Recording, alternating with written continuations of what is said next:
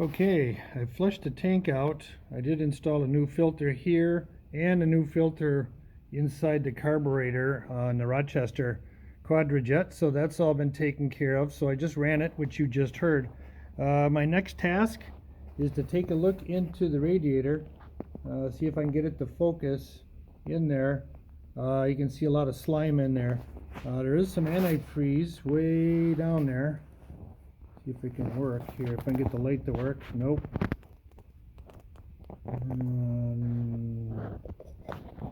Nope. There it is. Yeah, all gummed up in there. So it's kind of a soft material. I kind of bumped it a little bit with a screwdriver. So now to drain it out and get it cleaned up.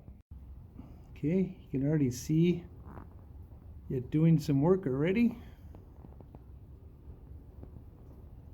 Some of the granules are coming off there.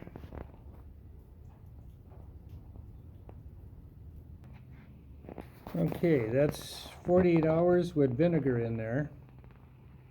I can see some of the ports are actually starting to open up a little bit. Get it to focus. Still a lot of residue there, so we'll keep working it. Okay, let me take out the thermostat. Alright, let's take a look inside. What do we got?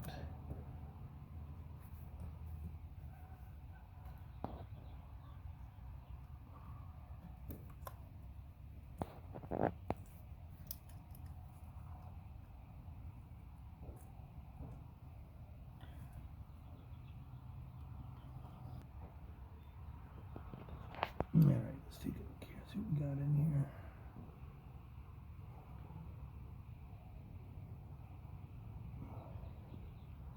Yeah, it's pretty crusty. Alright, we need to get some circulation in there to get that rust out of there. Okay, here's the thermostat cover. Let's clean it up a little bit. Pretty bad here, so we need to clean up that surface. A couple other things I noticed too was that bolt is not long enough, and the threads are pretty dirty on all of them too. Let's take this one out. Yeah, let's clean these up. Let's get a longer bolt and get this thing ready for action. Okay, here it is. I was able to file it down with a flat file, get it all cleaned up. Used the wire brush off the old Black & Decker there. That worked out pretty well, and then found a longer bolt for it down here as well. So we're good to go. Okay, the coolant has been in there about 6 days. Let's take a look inside, see if I can get it to focus. There it is. Yeah, that's removed a lot of it. So I'm going to run it real quick here and take a better look and then drain it out.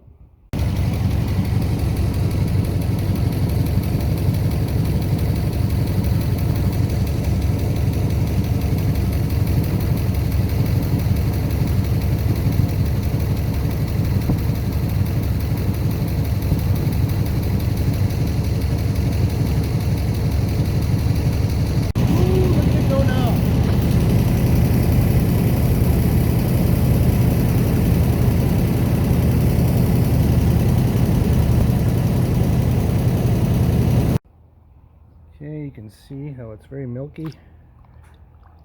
Removing a lot of that scale. Okay, here's the old radiator here. Pretty rough shape, a lot of leaks. After all those attempts to try to flush it, no way. So, here's the new aluminum one here. Looks good. Shouldn't have any problems with it. Looks like it matches up with the old one, as you can see. From there to here. So now time to install. Okay, I ordered some radiator bracket cushions. Here they are. I'll get those installed. I got this one on already. Okay, I installed some cardboard over it to protect those precious fins. Okay, radiator is in, no problem. Now to put the shroud in. Okay, now that I had the shroud out, thought I'd clean it up inside, so used some soap and water, got it all clean on both sides. Real nice, right back to where it was originally. Now let's go back, and some of the foam strips were coming off here and here, so I used some spray adhesive right here to help hold those in place. So we're good to go as far as the shroud is concerned. Okay, off camera I was able to install the shroud and of course the new radiator. There it is. Then also I installed new hoses, new belts over there as well, and then you'll see that shiny Chevy orange water pump in there too. As I refilled the radiator, it actually started to leak out of the weep hole out of the water pump. So I replaced it. We're all fresh to go. I just fired it up. I'll fire it up again and we'll check the temperature. All right, let's go.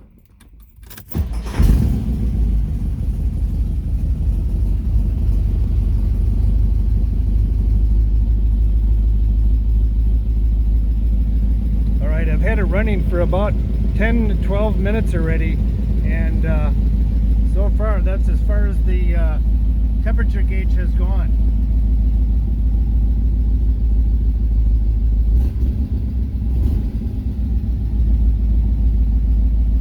Here, I'll turn that off.